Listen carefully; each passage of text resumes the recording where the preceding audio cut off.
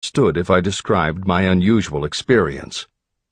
I now have the courage to put this on the printed page, because I am now less concerned about what they say than I was in the years that have passed.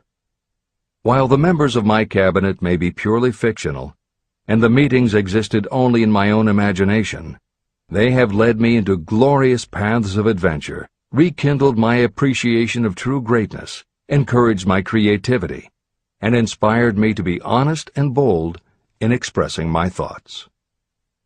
Editor's comments. Napoleon Hill's experience with his imaginary counselors is not as uncommon as it may seem on first reading. In fact, it happens to novelists all the time. As an author proceeds with the writing of a book, there will come a point when the characters in the novel become so well defined in the author's mind that the personalities of the characters themselves begin to suggest plot points and dialogue that the author never planned. Often the thoughts that come to the author when he or she is in the character are completely original, and in real life would never have occurred to the author. Psychiatrists, therapists, and motivational experts also use this phenomenon when they work with role-playing. The usual procedure is to ask two people to act out a scenario as if they were in each other's shoes. If this is done in a situation where the participants do not feel embarrassed or self-conscious, and if the people will allow themselves to become submerged and seriously try to become the other person, the results can be stunning. Depending on the faith with which you approach it, you can get not just a general sense of what the other person is going through, but also have flashes of insight, actually feel what the other person feels, and gain a real understanding about the reactions or motivations of others. Why it works is just as much a mystery as why you get hunches. It may be simply that when your imagination creates a character, it doesn't give the character inhibitions, so when you think through the character, your mind is less restricted. Regardless, the fact is that by using your imagination to project yourself into other characters, you can open yourself to ideas that you don't normally have access to, and you can use this mental phenomenon as one of the tools that will help you turn your desire into success. This is the end of the editor's comments. Tapping the source of inspiration. Somewhere in the cell structure of the brain is something that receives the vibrations of thought ordinarily called hunches. So far, science has not discovered where this sixth sense is located, but this is not important.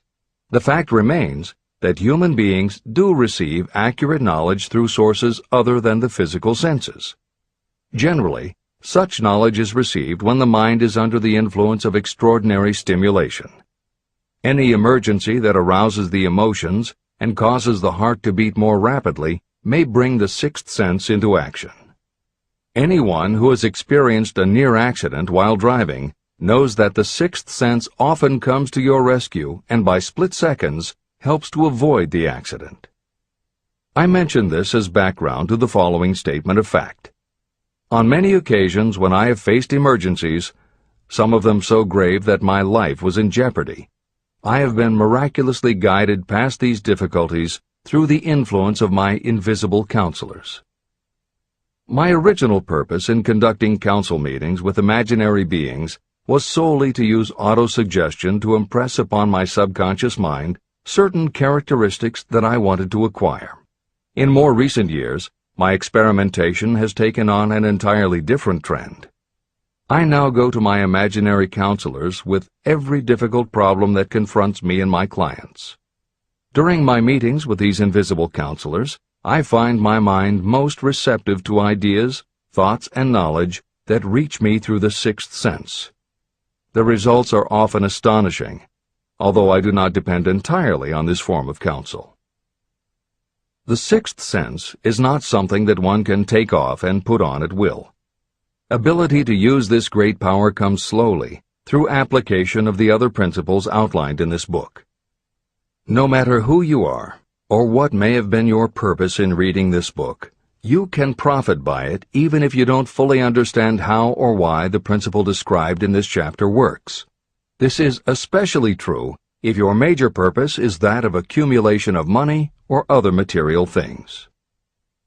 This chapter on the sixth sense was written because the book is designed to present a complete philosophy by which individuals may unerringly guide themselves in attaining whatever they ask of life. The starting point of all achievement is desire. The finishing point is the kind of knowledge that leads to understanding. Understanding of yourself, understanding of others, understanding of the laws of nature, and the recognition and understanding of happiness. Full understanding of this comes only through familiarity with and use of the principle of the sixth sense. In reading this chapter, you may have found yourself lifted to a high level of mental stimulation. Splendid! Come back to this again a month from now, read it once more, and observe that your mind will soar to a still higher level of stimulation. Repeat this experience from time to time, giving no concern as to how much or how little you learn at the time. Eventually, you will find yourself in possession of a power that will enable you to throw off discouragement, master fear, overcome procrastination, and draw freely upon your imagination.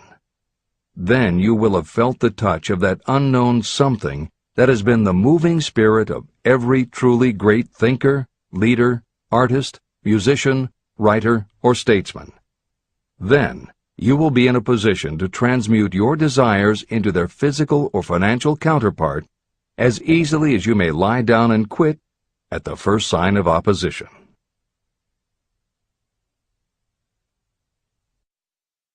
The man who actually knows just what he wants in life has already gone a long way toward attaining it. Chapter 16. The Six Ghosts of Fear. How many are standing in your way? Take inventory of yourself as you read this closing chapter, and find out how many of the ghosts are standing in your way. Before you can put any portion of this philosophy into successful use, your mind must be prepared to receive it. The preparation is not difficult. It begins with study, analysis, and understanding of three enemies that you will have to clear out: indecision, doubt, and fear. The sixth sense will never function while these three negatives, or any one of them, remain in your mind. The members of this unholy trio are closely related. Where one is found, the other two are close at hand. Indecision is the seedling of fear. Remember this as you read. Indecision crystallizes into doubt. The two blend and become fear. The blending process often is slow. This is one reason why these three enemies are so dangerous. They germinate and grow without their presence being observed. The remainder of this chapter describes a state of mind that you must attain before the philosophy can be put into practical use.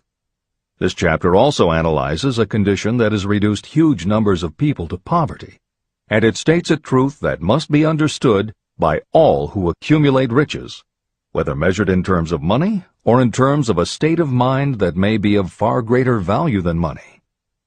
The purpose of this chapter is to turn the spotlight of attention on the cause and the cure of the six basic fears. Before you can master an enemy, you must know its name, its habits, and where to attack it. As you read, analyze yourself carefully and determine which, if any, of the six common fears have attached themselves to you. And keep in mind that sometimes they are hidden in the subconscious mind, where they are difficult to locate and still more difficult to eliminate.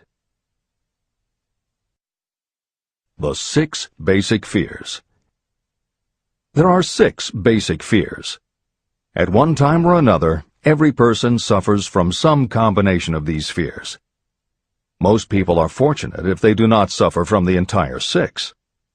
Named in the order of their most common appearance, they are the fear of poverty, the fear of criticism, the fear of ill health, the fear of loss of love of someone, the fear of old age, and the fear of death. All other fears are of minor importance, and are in fact just variations on these six. Fears are nothing more than states of mind. Your state of mind is subject to your control and direction.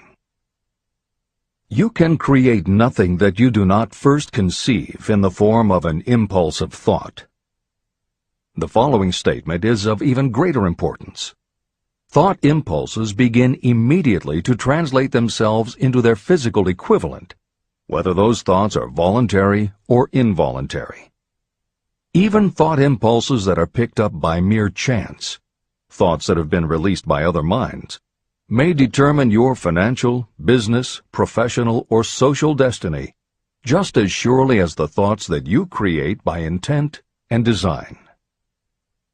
This circumstance also explains why some people seem to be lucky, while others of equal or greater ability, training, experience, and brain capacity seem destined to have misfortune. The explanation is that you have the ability to completely control your own mind. With this control, you may open your mind to the thought impulses that are being released by other brains, or you can close the doors tightly and admit only thought impulses of your own choice. Nature has endowed human beings with absolute control over only one thing, and that one thing is thought. This fact, coupled with the additional fact that everything we create begins in the form of a thought, leads us very near to the principle by which fear may be mastered. If it is true that all thought has a tendency to clothe itself in its physical equivalent, and this is true beyond any reasonable room for doubt, it is equally true that thought impulses of fear and poverty cannot be translated into terms of courage and financial gain. The first basic fear. The fear of poverty. There can be no compromise between poverty and riches. The two roads that lead to poverty and riches travel in opposite directions. If you want riches, you must refuse to accept any circumstance that leads toward poverty. The word riches is used in its broadest sense, meaning financial, spiritual, mental, and material wealth. The starting point of the path that leads to riches is desire. In Chapter 3, you received full instructions for the proper use of desire. In this chapter on fear, you have complete instructions for preparing your mind to make practical use of desire. Here is the place to give yourself a challenge, which will definitely determine how much of this philosophy you have absorbed. Here is the point at which you can tell what the future holds in store for